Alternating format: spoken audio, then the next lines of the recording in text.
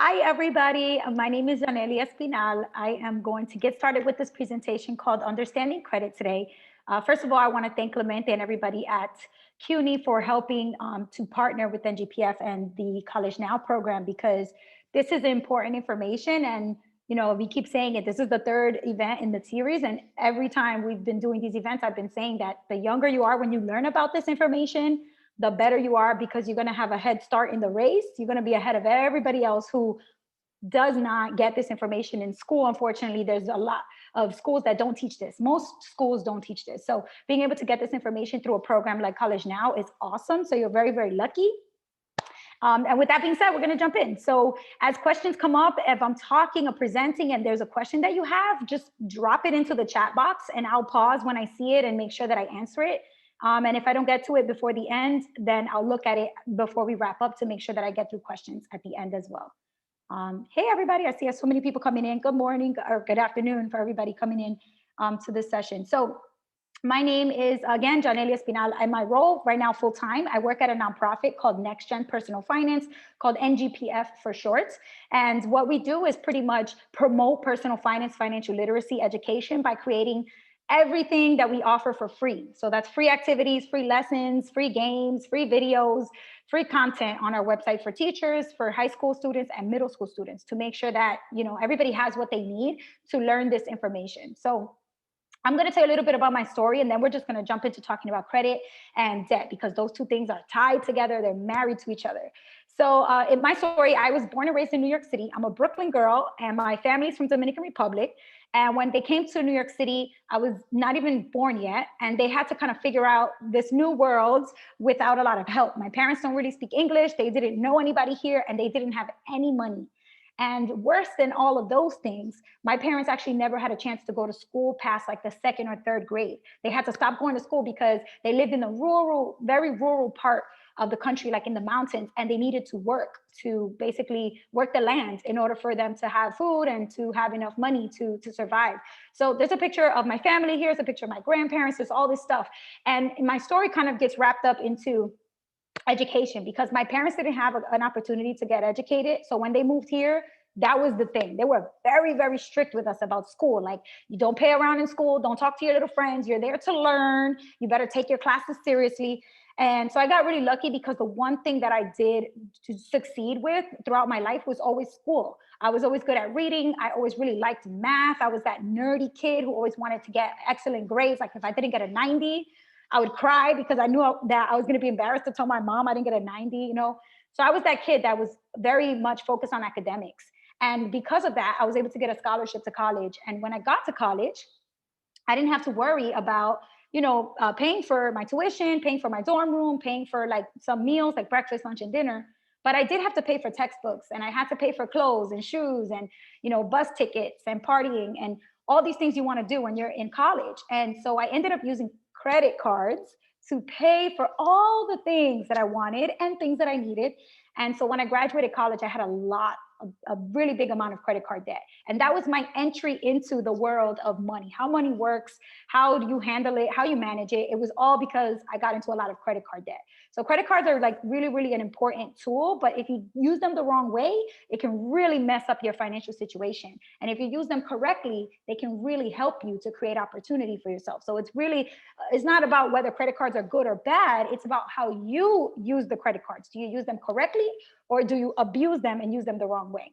So we're going to talk about all of that today, what I learned about credit cards and everything that I think I should have known before I started opening them.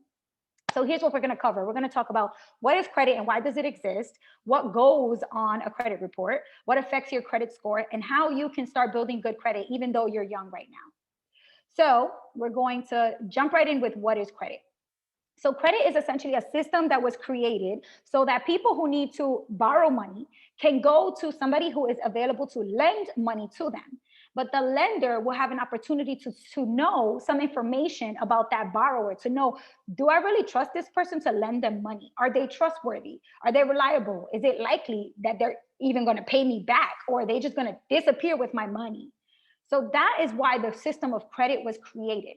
Lenders need to know something about borrowers so they can decide yes or no if they want to lend them money or not. So the way the credit system works is based around something called your credit score. And your credit score basically is between 300 and 850 points. 300 is obviously very, very bad. It's the worst score you can get. And 850 is excellent. It's the best score. It's called the perfect credit score. It's 850. So you obviously want to try to get as close as possible to 850. But before we go into like, okay, how does this credit score work and how do you get more points? It's important to understand, why is it that somebody might need to borrow money? Why do you need to go to somebody who's looking to lend money to you and borrow money from them? There's a lot of reasons, but for somebody who's young right now in 2021, the most common reasons are paying for college is one big reason. If you need to go to a lender to borrow student loans so you can pay for college, that is the number one reason why young people have debt today, because of student loans. Another reason why you might need to take on debt and borrow money is because you might want to buy a car. This is a very popular thing. A lot of young people want it. Once they get their license and they learn how to drive, they want to get a car, but cars are expensive. So if you're going to purchase a car, you either need to have a lot of cash saved up so you can pay for the car with cash, or you need to borrow money, and that's where they're going to check your credit and all of that. But that would essentially be an auto loan, a car loan. You're borrowing money specifically for a car. And then, of course, as you get a little older and you start, hashtag money goals, and you start building up your goals, you might want to buy property, real estate, or buy your own home. And that is where mortgage is going to come into place. A mortgage is a loan that is issued by a bank or a big mortgage lender so that you can purchase a house or a property. So maybe a building with multiple apartments in it. Maybe it's a duplex, two houses, a 2-family home, or something like that. So trying to get real estate properties, you need to get a mortgage on the property unless you have all the cash saved up to pay for the property with cash. So again, you keep hearing this scenario. You can borrow the money to pay for something, or you can just save up for it and have a big fat account with cash in it. Now, the reality is a lot of people do not have that kind of cash. So they need to go and find somebody who's going to extend credit to them, who's going to lend them money. So when you hear the word credit, think to yourself, you're giving me money so that I can use it to do something, and then you expect me to pay it back to you. And that's not going to be for free. That's going to cost you money to borrow money. So how do you know how much it's going to cost you and what the terms and conditions are? Every time you go into an agreement with a credit card, with a car loan, with a personal loan, with a student loan, with a home mortgage loan, any kind of debt where you're getting credit for something, you are going to have to sign an agreement, whether it's signing an actual piece of paper, like a physical paper of application, or it might be an online application that you have to submit your information, your name, your date of birth, your social security, your address, all of these things. You're going to have to type it in and then hit submit. That's the same thing as signing an agreement, right? So when you sign that agreement, the borrower and you, the lender, are agreeing to transact with money. The lender is going to give you the money. They're going to put it in your account, or they're going to put it on the credit card. And then you have access to that money to use it in whatever way you need or want to use it. But you have to do everything that it says in the agreement exactly the way it says to do it. If you don't, if you break that contract, if you break the rules in this agreement, it will mess up your credit.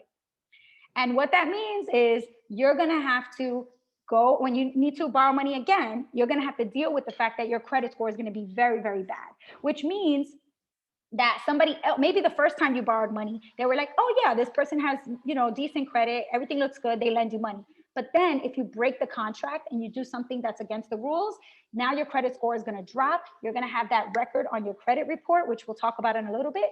And then the next time you need to borrow money for something else, the next lender is going to look at your application. It's going to say, when I check this person's credit, they have some negative things on there. I don't want to lend them money. And then that's going to hurt you in the future. So the number one reason why people's credit scores get messed up, why people have a bad credit score, or why people have, just get denied when they try to apply to borrow money from people, from different banks or lenders, is because they didn't pay back something else that they owe. Maybe they borrowed money on a credit card and they haven't paid those credit card bills. Maybe they had a cell phone with Verizon and they never paid back Verizon for closing out that cell phone deal before opening a new one. Maybe they still owe like $200 and they never paid Verizon. They just ignore the bills, ignore the phone calls, and they just never paid it. That doesn't just disappear into thin air. That gets written down and gets marked on your credit report. So a lot of people, they don't realize when they're applying for credit cards, applying for student loans, applying for car loans, when you're borrowing money on credit or through a loan, you have to understand that you're going to have to pay it back. And you're not just going to have to pay all of it back. You're going to have to pay all of it back plus interest fees, because that the fees is what it's going to cost you to even borrow money in the first place. Okay, so this is unfortunately way too many people out there. They're like, oh no, I have to pay back. Like, I don't understand. This happens all the time. And it's kind of funny when we look at it like this as a meme. But at the same time, it's not really that funny, because a lot of people borrow money and they don't read the contract before they sign it. They don't really read what is it that they're supposed to do. When are they supposed to make payments? How many payments do they have to make? When do they have to start making those payments? What are they responsible for doing? They probably just don't even know. They're just so desperate to just get that money in their hands that they sign anything anyway, and just to get that money. People do this all the time with student loans, especially. They don't understand what they're getting themselves into. They just sign so they can go off to college, get the tuition paid, good. But it's important to really slow down, because what's going to happen after you finish school, you are responsible for paying back every single dollar that you borrowed plus the interest. So this is really big. This is a really big deal. It matters in the course of your life. So you can't just go in blind. You have to know what you're getting yourself into. All right, so the first thing we kind of talked about was a credit score. We're going to get back to that, but I always want to talk, make sure people understand it's not just about your credit score. Your credit score is just one little piece of the puzzle.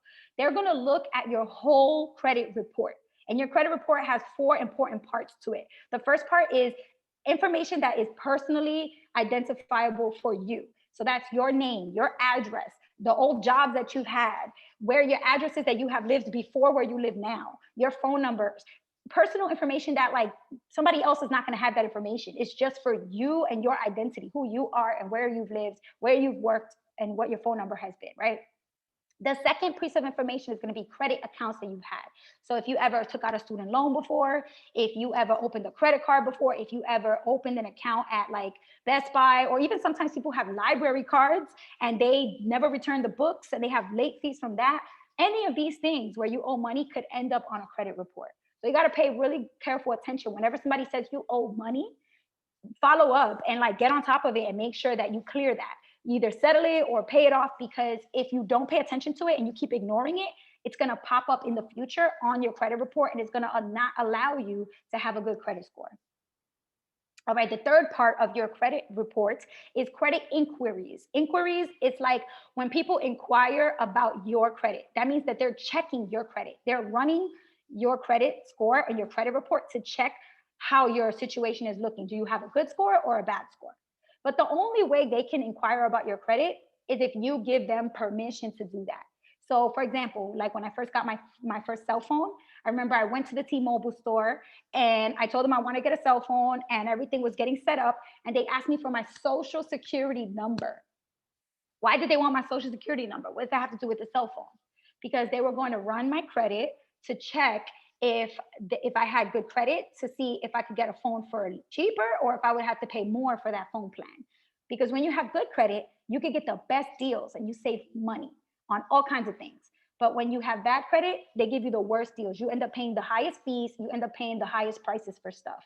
So the real reason why this matters is because later on in your life, you can end up paying way more money for the same things that everybody else is buying, but they're getting it for cheaper because they have good credit. And if you don't have good credit, you're going to end up paying more. So you got to make sure you're on top of these things, checking your credit report, looking at your score, making sure that if anything is wrong on there, if any of this information is not accurate, you want to call the credit report bureaus and say, listen, there's a mistake on here. Something doesn't look right. The last piece of information after credit inquiries, after how many times people check your credit, is public records. So that can be things like a ticket. If you got a ticket and you never paid it because you're speeding, driving real fast, you don't pay that ticket, you can end up going to court. That can end up on your collections, right? So there's a lot of different things that people can owe money for that might end up on their credit score, on their credit report.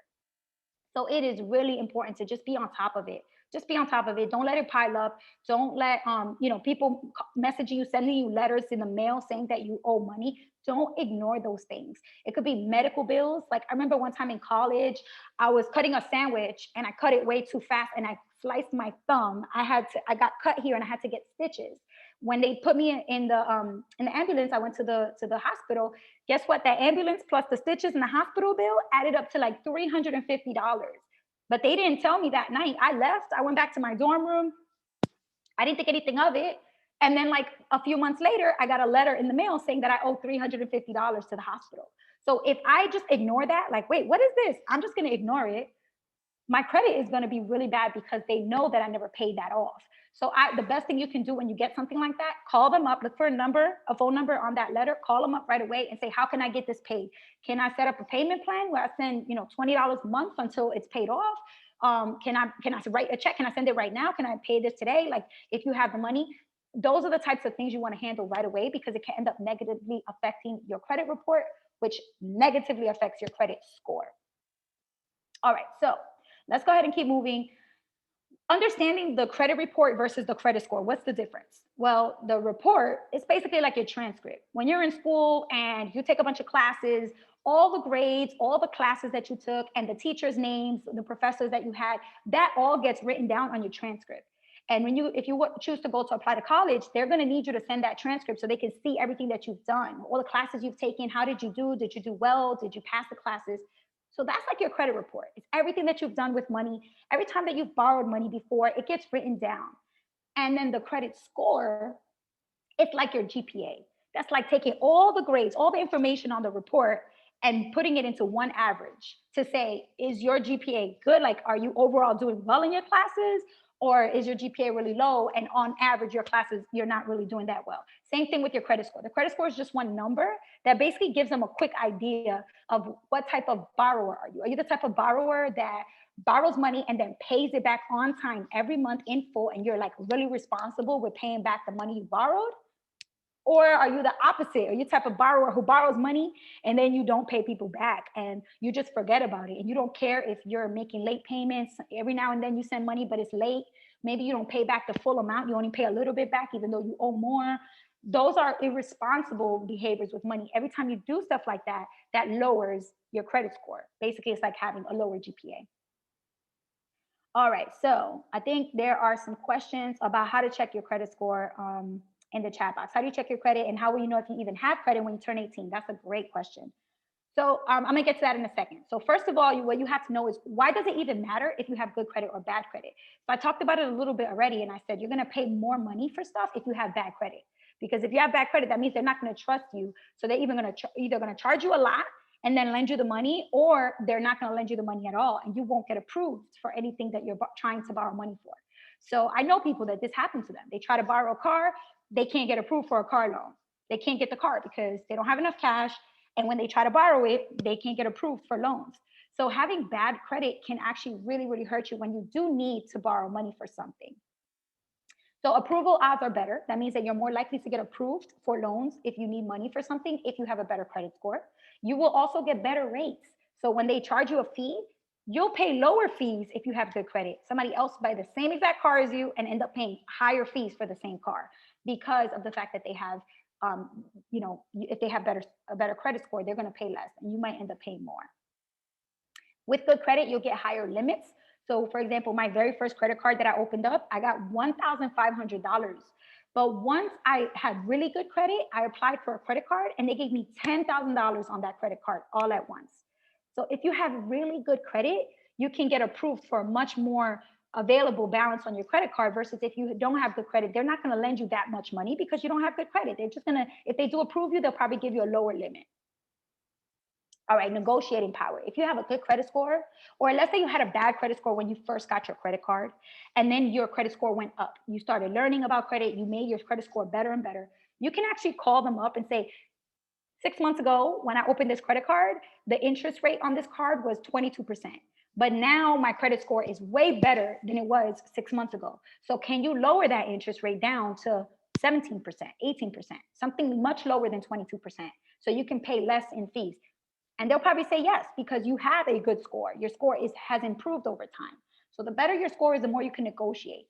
And then the last thing is just bragging rights. Like, you can just walk around and tell people, I got excellent credit, I got good credit, I got an 850, I got a perfect credit score. That doesn't really matter so much, but to be real, people love to brag about how much money they have, and if they have good credit or bad credit. So if bragging rights makes you feel good, having good credit can be something that you can brag about.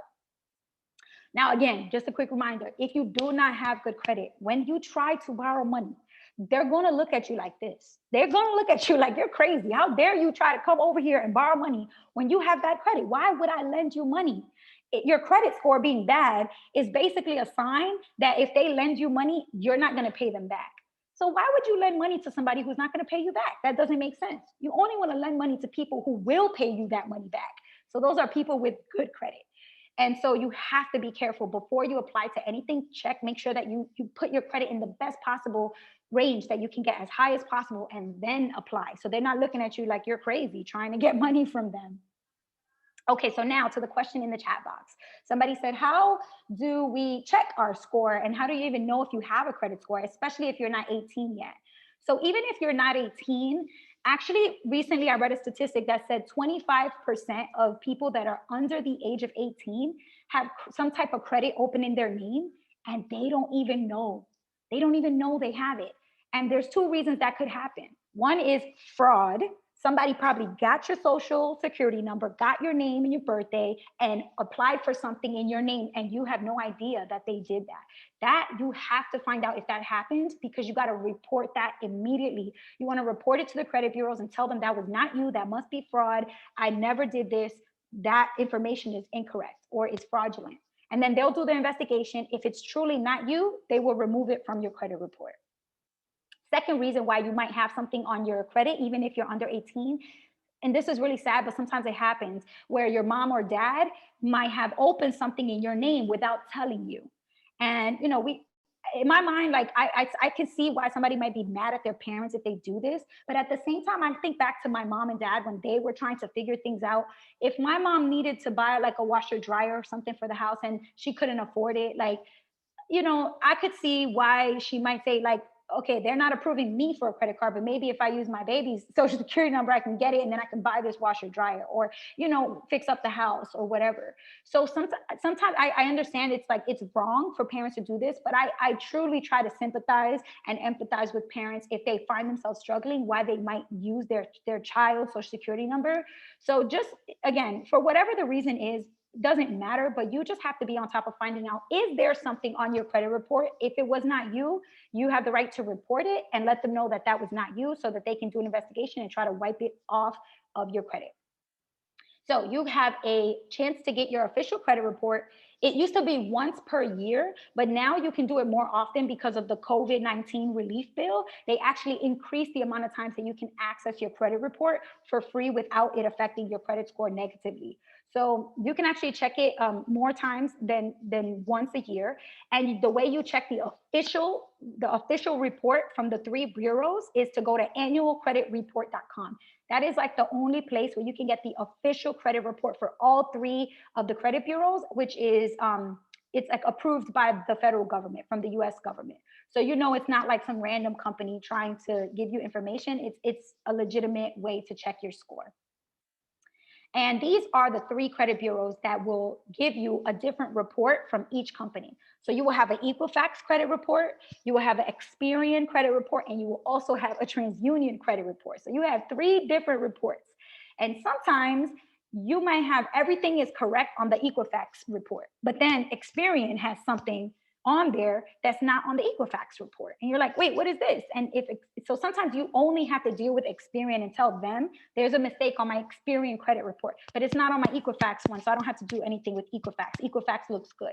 But so the important thing is to check every single one of these reports at least once per year. So, because if you see something shady, if you see something fishy on any of these reports, you got to get on it. Call the credit bureaus and get on top of it. Tell them there's something on there that's not correct, and they will put you through on the line with somebody from customer service who can help you to report that as fraud or as an error or inaccuracy. All right, so let me see if there's other questions so far. 17 now, and I have a savings account. Can I check my own credit score? Absolutely. You can go onto annualcreditreport.com. You can see all of your credit reports. And if you have Depending on the bank that you have, they might also be able to offer you an opportunity to check your score. I know many banks offer a service that allows you to check your score. American Express has an opportunity for you to check it. Bank of America has one, Capital One, but I think you have to have a credit card with Capital One in order to check your FICO score. And then you can also just use apps like Credit Karma. The thing about Credit Karma is it does not show you your FICO score. It shows you your Vantage score, which is like a slightly different version of your credit score. And they use different rules to come up with your score, but it should be very similar. It should still give you a good idea. So even though it's not the exact number that you would see on your FICO score, which is like the official score that lenders use, you can still get a pretty good idea if it's good or bad just by checking like something like Credit Karma. Is there an upper limit? The limit is going to be based on the agreement that the bank makes with you or that the lender makes with you, and that just varies based on your credit score. So everybody has a different limit on their credit cards. Some people have the exact same credit card, and one of them has $10,000, the other person only has $5,000. So it doesn't matter if y'all have the same credit card. What matters is that your credit score and the bank deciding how much they want to lend you on that card. I have a question. Yeah, what's up? Right. So about the accrediting part you said, and also about fraudulence. So like if like for example, if some like identity theft or like hackers like if they use your personal information to exploit for their personal gain, like can those stuff go like can those stuff go like unsolved, like where you know like the consequences will always like hit on you because it's under your name, even though it's not you, you're the one who's doing it. Somebody else is manipulating your information. That's a great question. The reality is all of these companies have resources at their disposal, resources meaning they have money and they have technology. So they will do an investigation and they have to be able to prove that it was indeed you who filled out the application, who submitted the request for that money, and who bought those things on that card or made that loan transaction. If they cannot prove that it was you, like the only way they can prove it was you is if it was you. So the best thing you can do is report it as fraud and have them open an investigation and just cooperate with them. Everything they ask you for, just offer it to them. If, obviously you want to make sure you're working with the actual credit bureaus and not some random people on Instagram. Like, don't give your information to people that are not the legitimate provider of these credit reports. So I would say don't worry too much about that because they will do an investigation, and 99.9% of the time, those investigations solve those problems and do find out that it was actually fraud, and then you won't have to worry about it. They'll wipe anything that's on your credit report that's wrong, usually just gets wiped, usually within 90 days or so, because it does take a while for them to do the investigation. It's not just going to go away tomorrow, but it will take a couple months, but then eventually they will contact you and say, yes, it was wrong, it wasn't you, we're going to wipe it clean, don't worry about it. Oh, okay, okay. So in that case, like those like other cases can be like scammers or stuff like that, and just exactly, and they'll catch them. They usually always do. Sarah had a good question here. Could you have a credit score even if you don't have a credit card? Yes. For example, if you have a student loan, but you never had a credit card, you still borrowed money from a lender to pay for your college tuition. So you borrowed money. Anytime you borrow money in any way, shape, or form, even if it's not through a credit card loan specifically, you will still have a credit score. So a lot of people think that because credit score and credit card both have the word credit, that if you don't have a credit card, you don't have a credit score. That's not true. You can have a credit score even if you never had a credit card. So it's just important for you to think about times where you've had to borrow money, or if you might have to borrow money for something officially, like where you had to fill out an application to borrow money, then that means that you do have a credit report with a credit score on file. So it's not just credit scores. By having a credit card, do you automatically have credit? Yes. As soon as you have a credit card in your name, that means that you have credit in your name. But even if it's $500, or even if it's $200 on that credit card, that means you have $200 of credit. The word credit just basically means money that's not yours that you can use to buy things for yourself, but then you have to pay it back. So $200 of credit on a credit card, that's credit. It's extended to you even though you didn't earn it or put it there, but you can use it and then pay it back. All right, with the signing and agreeing and submitting online applications, how can you identify good contracts and bad contracts? Oh, we're going to talk about a few of the things that you want to look for in a good contract. It basically comes down to the language. Make sure you're looking for fees. If there's a lot of fees, late fees, high fees, interest rates that are really high, you want to try to avoid those types of loans. And you want to look for things that have like no fees or very, very low fees, especially when it comes to interest. It has to be like a reasonable amount of interest. Does credit matter if you are rich? Great question. Remember at the beginning when I said if you want to buy a car, you can either take a bunch of cash out of the bank, your bank account, and pay for the car in cash, or you have to borrow a car loan. You have to borrow an auto loan to be able to pay for it. So basically, the answer is no. If you are rich, if you have access to a ton of cash, like $1 million of cash is just sitting in the bank, then you can just buy a house for $200,000, $300,000 with cash. Not in New York City. You would have to go to like Pennsylvania or something, but you could buy a house somewhere for $200,000, $300,000 in cash.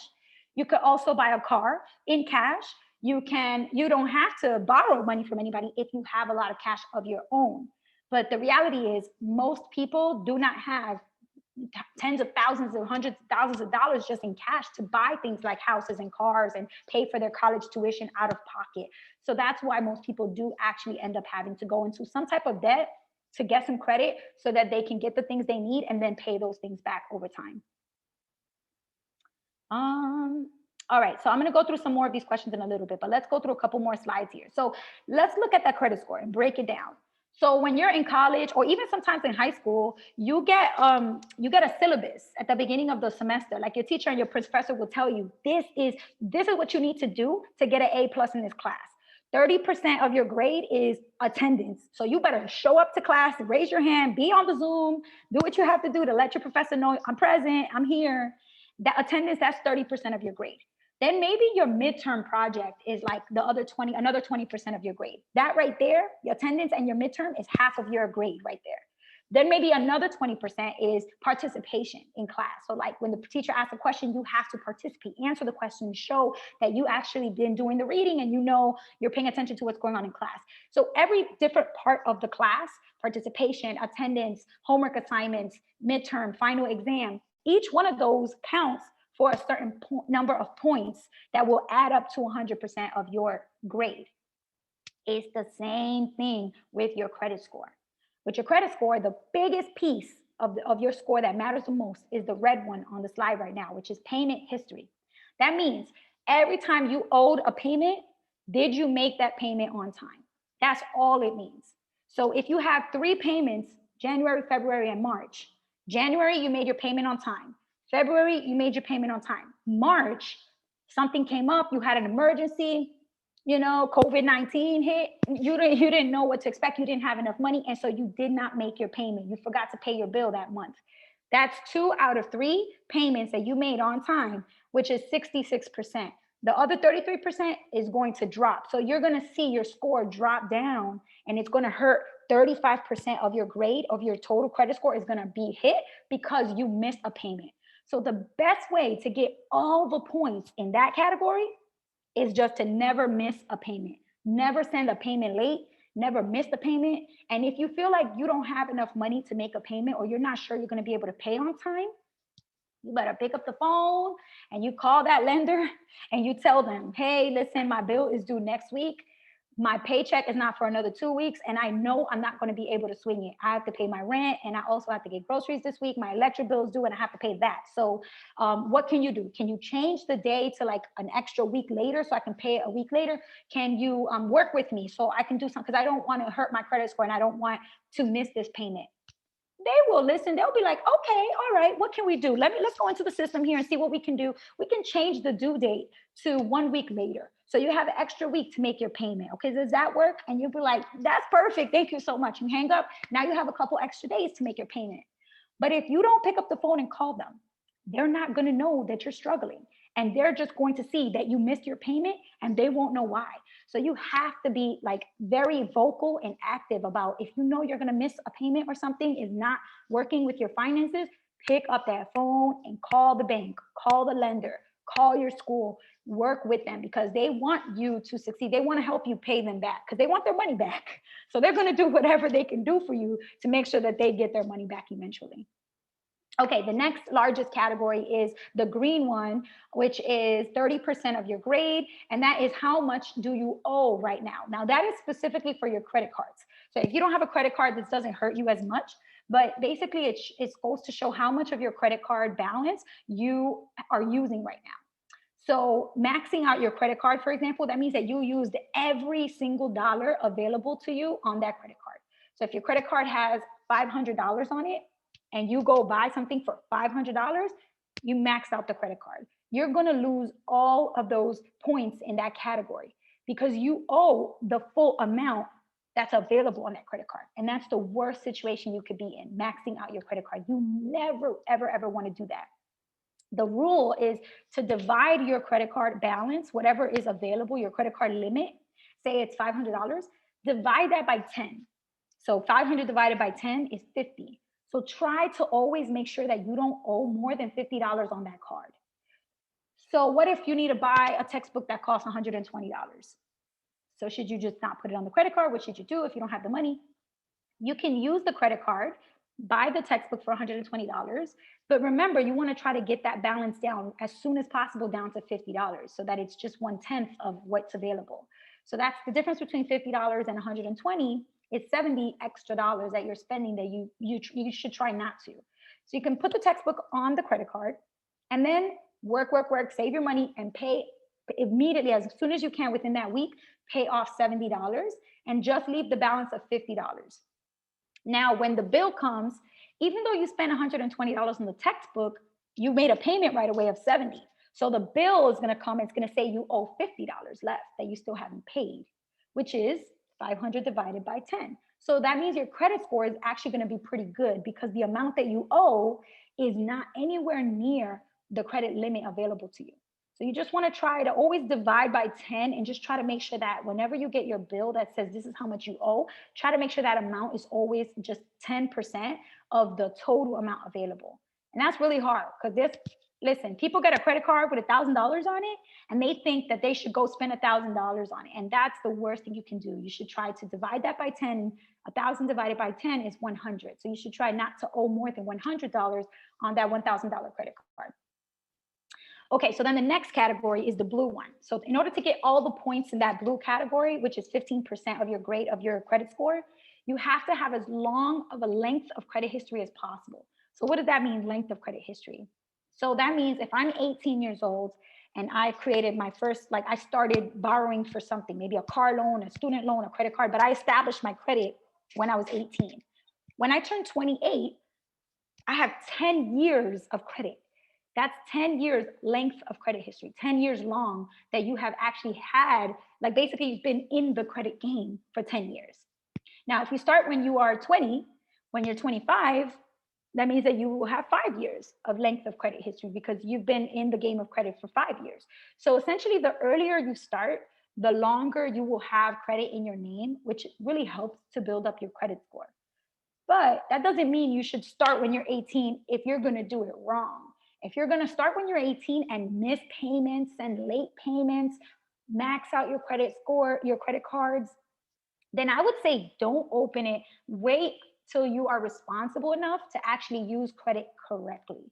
Everybody's different. Somebody might be very responsible at 18 and their brother or their sister will be a hot mess with their money. They can't even keep track of their payments and they're older. Maybe they're 21.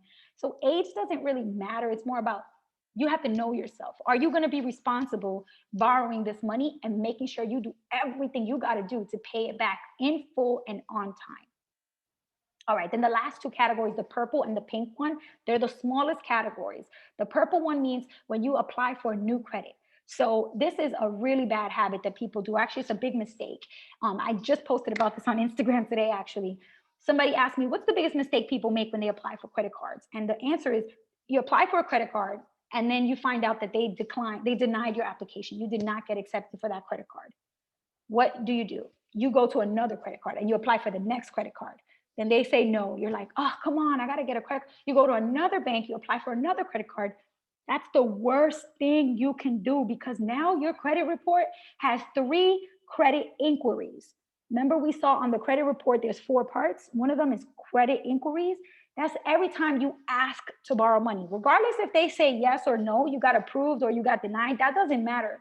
It's just the fact that you applied. You should not be applying more than once or twice every year. That means every 6 months or every 12 months. That's like the most you should be trying to apply again. Because if you don't wait, you're going to keep on looking like you are desperate. Like it's basically like if you run and ask your friend for money and then you ask another friend for money and then you ask another friend for money and then their friends get together and they start talking to each other and they're all telling each other that you asked them for money. And then the other friend's like, she asked me for money too. And the other friend's like, yeah, they asked me for money too. Now they're all talking about you behind your back. Like you are desperate for money, asking everyone to lend you money. That's basically what happens when the credit bureau looks at your credit report and they see that you keep applying for credit. You look desperate. So you don't want to do that. You want to wait. If somebody says no, even if they say yes, you get approved, wait 6 months until you apply for something else. Wait 6 months. Just plan it out so that you don't go applying for something else too soon, because that will hurt. It's just 10% of your score, but it still hurts. All right, and then the pink one is new credit apply. The pink one is types of credit used. So basically that means that you want to have a nice mix of the different types of credit. So we'll get to that one in a little bit more detail, but just to summarize. So the first one is always pay at least your minimum payment on time every single month. If you can afford to pay the full balance that you spent, pay it all. Like always settle your debts. If you owe something, pay it, because the more you don't pay, the worse it will hurt your credit. And somebody in the chat said, if you make a late payment, how long does that stay on your credit report? Good question. That's actually a great question. So every time you apply for an application for credit, that's called a credit inquiry. It stays on your credit report for 2 years or less. So it's not going to wipe away at least for 2 years. Sometimes it wipes away in a year, but most of the time it stays on there for 2 years. And it only hurts your score for up to 1 year, so 12 months.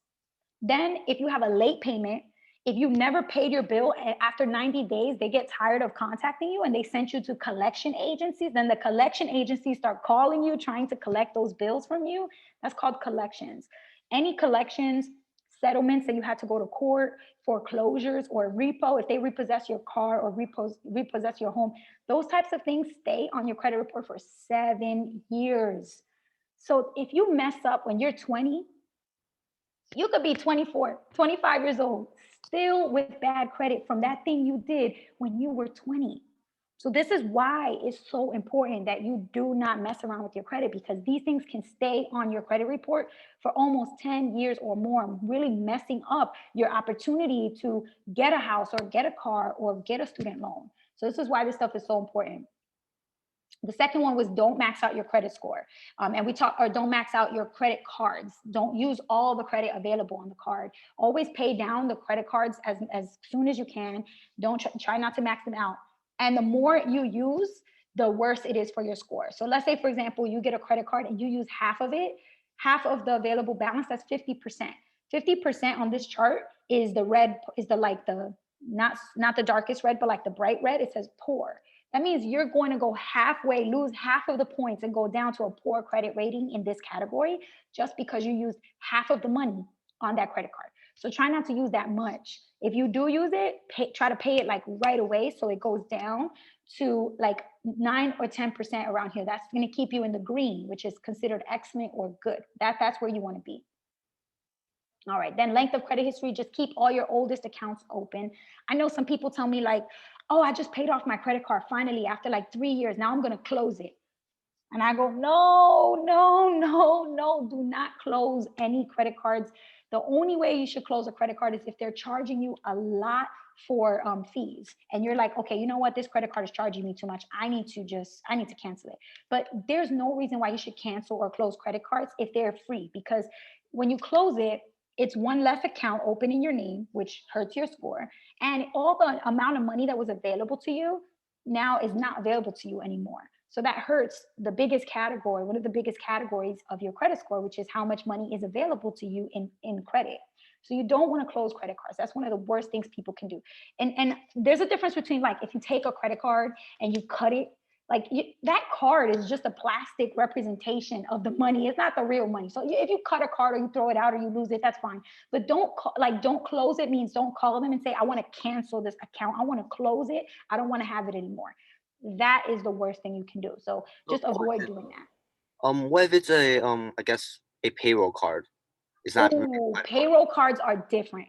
Payroll cards are actually, I don't really like payroll cards. If you have the option to go to your HR or go to your boss and tell them that you don't want the payroll card, you want to get direct deposit or you want to get a paper check, because payroll cards come with so many fees. Like if you want to check your balance, you got to pay to check your balance. If you want to take out cash, you have to pay to take out cash. It's ridiculous how they're taking advantage of people. And with a payroll card, you could just get direct deposit and it's free. It'll go right into your bank account. So payroll cards are different because they're not credit cards. The money that's on there, you are not borrowing that money from anybody. You worked and earned that money. That money is yours. So it's basically like they put the money on that card for you instead of putting it in your bank account. But it's better for them to just direct deposit it to your bank account. So find out from your job what's the other option. Like legally, according to the law, the federal government has a law that says every employer, every job where you work has to give you two choices. They could offer you a payroll card and direct deposit, or they might offer you a payroll card or a paper check, or they might say direct deposit or paper check. But they can't just say like you have to do a payroll card, you don't have another choice. That is illegal. That's illegal. They have to give you at least two choices. So go for the one that's cheaper. The payroll card costs money, so it adds up to the fees. So it's usually better not to get it. But the payroll card is not a credit card because you're not getting credit. You're not borrowing money. It's your money that you worked for. Okay, so this is the applications part. Do not apply for more than one or two accounts per year. Keep roughly 6 months between every time you apply for something. So if you're a freshman, you're 18, and you apply for a student loan in August, wait September, October, November, December, January, February. Wait till February before you apply for another student loan or before you apply for a credit card or a car loan. Because if you do it before then, it's going to make you look desperate, like you're borrowing a lot of money really fast. So just take your time with applications for new types of credit. All right. And then finally, this was the last one, which was mixing the types of credit that you have. There's a few different types of credit that you can have. And the way you know if it's like, is it secured credit? Is it unsecured credit? What's the difference? You have to ask yourself, what is the type of debt that I have? Is it a credit card? Is it a loan? There's different types of loans. There's student loans, auto loans, home loans, personal loans, payday loans, which you should try to avoid at all costs because payday loans the interest rate is way too high. Bills, like if you have a cell phone or a utility bill that's in your name, then that counts as credit, as a type of debt. Line of credit counts as well, which a lot of people do if they have a house. Medical debt, bank charges, like sometimes you see overdraft charges on your bank account, that counts as debt. And if you don't pay those overdraft charges back, you can end up having a bad credit report. Tax debt, if you mess up your taxes and you owe the IRS money, you better clear that up. And then non-transactional stuff, like if you get a fine for, like, I don't know, being crazy in public and they give you a fine, the police catch you and give you a fine, or a traffic ticket if you're driving too fast. All of these are the types of debt you can have. So you got to ask yourself, is there collateral involved? Collateral means I have to give them something if I can't pay anymore. So for example, if the answer is no, they just gave me money, like for a student loan or for a credit card, you don't have to give them anything. If you can't pay it back, it just hurts your credit score. But versus a car or a house, if you can't make your car payments, guess what? They come knocking on your door and they take the car back. If you buy a house and you can't make your home mortgage payments anymore, they come knocking on the door and you got to leave and they take the house back from you. So those are called collateralized debt. Those are secured types of debt because if you can't make your payment, they're going to take back the thing that you got with that money. All right. So then if you have to repay it back, and then the balance is zero, then that's going to be called installment debt. Basically, you got to make a bunch of installments until it's done and they close the account and you don't owe anybody anymore. But if you pay it back and then you can use it again, like a credit card, then that's called revolving debt. So you want to try to have a little bit of each of them.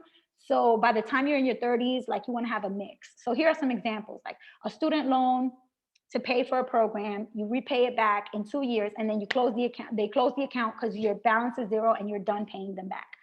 That is unsecured because it's a student loan. They can't take nothing. They can't take your diploma. Like they can't take anything from you if you can't make the payments, but it can hurt your credit score. And it's installment because it went down to zero and then it was done. The next one is Christian, who borrows $9,000 to pay for a car. So the car, they could take that car back if you don't make your payments. So that is secured. And then if you repay it every month and then they close the account, you don't owe anything anymore, then that means it's installment. So you can have unsecured installment or you can have secured installment debt. It just depends on the type of loan that you got. And then the last two examples is Rosemary. She has a credit card. She needs to buy a new laptop. She can't afford it. So she puts it on the credit card. She repays it every month, little by little, over a year. And then the credit card's still open. Even after she paid it back, she could still use it for something else. So because of that, it's revolving and it's unsecured because they can't take anything. They can't take the credit card. I mean, they can close it for her, but pretty much what would happen is just her credit score would be bad. And then the last one is a line of credit, which is usually people with houses have that, like older people. So line of credit is not very common. I'm not going to spend too much time talking about that. But yeah, so just to review, borrower, you sign an application, you go into an agreement, and if you don't pay back your debt, they either mess up your credit report and mess up your credit score, or you mess up your credit report and your credit score, and they take back the car or the house or the motorcycle or whatever it is that you borrowed money for. They can take it back. So it's really important to read through the terms and conditions. Anytime you're about to go into an agreement, ask a bunch of questions. All right, so what is the main thing? The main thing is the APR, the interest rate. When you're shopping for a credit card or a loan, the number one question is, what's the interest rate? Because APR, that means annual percentage rate. That's how much money you're going to pay for every $100 that you borrow on an annual basis, so every year. So if you borrow money at a 5% interest rate, what does that mean? That means that you are going to pay back $100 that you borrowed plus $5. So if you borrow $200, you're going to pay back $200 plus $5 for the first 100 and $5 for the next 100. So that's $10. So you're going to end up paying back $210 by the end of the year. So interest can really add up. You think, wait, but I only borrowed $200. Why are they charging me $210? Because of the 5% interest rate on that $200. It's growing. The debt is growing. The longer you take to pay it, the more you're going to end up paying. So it's best to always get out of the debt as fast as possible. Some people be like, oh, I want to get a car. I could do a 6-year car loan. I'm like, 6 years? You better try to get out of that car debt in 2 years, in 3 years. Why? The longer you make payments, the more you're going to give them. You're going to give away more of your money. So try to always pay things off in a short period of time. A year, 2 years are usually the best terms. 5, 10, 30 years, that means you're going to be paying a lot of money in fees. All right, so there's two types of interest, simple and compounding. When you borrow money, it's compounding. They do not make it simple. So what's the difference between the two? This is the difference. If, let's say, for example, you borrow $10,000 at a 10% interest rate, because you want to go to college. After 4 years of college, you still have to keep going to school. Maybe you go to your master's program or you're doing a medical program. So you're not ready to start making payments yet. After 10 years from borrowing the money, that's when you start making the payments. And now, at that point, even though you only borrowed $10,000, look at the interest. If you do simple interest, 10% of a 10,000 is just $1,000. And simple means they're just going to charge you simply $1,000 every year, no matter what. But with compounding interest, they charge you $10,000, then $1,000 in interest, and then they add up the interest to the original amount. So now you got to pay 10% on 10,000 plus 1,000. So now you owe 11,000 plus 10% on 11,000. They don't just do simply 10% of the original amount. So what that means is that you're paying interest on top of interest that you were charged before, plus the original amount that you actually borrowed. So that's why it gets out of control so fast. And some people just can't, they just can never keep up because the interest is going so high. It's accruing and it's compounding. So with simple interest, you would end up paying $20,000 in 10 years. But loans do not, credit cards and loans are not simple interest. They're all compounding interest. So instead of 20, you end up paying $25,600, basically $25,937. So you can see how it adds up, and it just means you got to pay more money later. So the faster you can start making payments, the better off you're going to be. And that means like for college too. Like I know a lot of people say like, oh, but if I'm in college, like I don't have to make payments till 6 months after graduation on my student loans. I always tell people that is a scam. That's just them telling you that, because the longer you wait to make your first payment, the more they make money off of you, because the interest is accruing. The interest starts day one. Even though the bills don't come for 6 months after graduation, the interest starts day one. The interest doesn't wait till 6 months after graduation. That's the slick part. They tell you, you don't have to make payments. Okay, but are you going to charge me interest? Yes, yes, they are going to charge you interest. So if you can afford to start making payments while you're in college, even if it's $25 or $20 a month, it could really cut down the interest that is building up on your student loans. So by the time you go to graduate, instead of owing $25,000, you still only owe the $10,000 that you actually borrowed, because every month throughout college, you would log onto your student loan portal and pay a little bit, pay 20 bucks, pay 30 bucks, just try to get the interest out of the way. So you only owe what you borrowed. That is, I wish somebody had told me that earlier, because I graduated college with $20,000 of credit card debt, and I didn't have anybody to explain to me how this debt works. And my credit card interest rate was like, it was 23%. So I had $13,000 that I actually spent. When you apply 23% on that, it ends up adding up to $20,000. So 13,000 I actually spent swiping my credit cards and buying things online. The other $7,000 was all interest fees. That's basically me flushing $7,000 down the toilet. So if I had made a plan and I started making my payments early while I was in college, working extra hours, paying off my bills, trying to not spend unless I needed it, I would have been a lot better off. All right, so here's a quick tips before we wrap up. Make sure you set aside money in your budget. We did the budgeting workshop yesterday. If you need to watch it, it's on YouTube. You can reach out to Clemente for the link. Make sure you put a budget together and put money in your budget for your debt. If you owe money, make sure every month you're making a payment. Choose a debt repayment method that's going to work for you. There's a few different options, like you could pay them in the order of the interest rate, or you can pay them in order of your balance. You could also think about debt consolidation. Like if you have 3-4 different student loans, you can actually combine them. So you only have one loan and you just make one simple monthly payment. So that's also an option. And if you find yourself or your family to a situation where you're just overwhelmed and you just don't even know where to start, you have too much debt, try to seek free debt counseling. New York City, nyc.gov, they have a lot of free debt counseling resources. And you could probably find somebody to talk to you and help you through the situation without charging you a lot of money. All right, here's some links. If I'm going to put the slides in the chat box. If anybody wants to access them, you can click on these to get more activities, resources, videos, all kinds of stuff from the company where I work, NGPF, to help you understand credit cards better. There's some activities here: categorizing credit, understanding amortization on loans, using a mortgage calculator, auto loans if you want to compare different car loans. Like there's so many activities to go into more detail than what we covered today, as well as managing credit too. All right, thanks everybody. I feel like there's a few questions in the chat that I didn't answer, but I'll go through them. I'm gonna copy the chat, save the chat, and I will answer some of these and send the response to Clemente so he can send it out with the slides and the video link tomorrow, so everybody has access to everything that you need for today.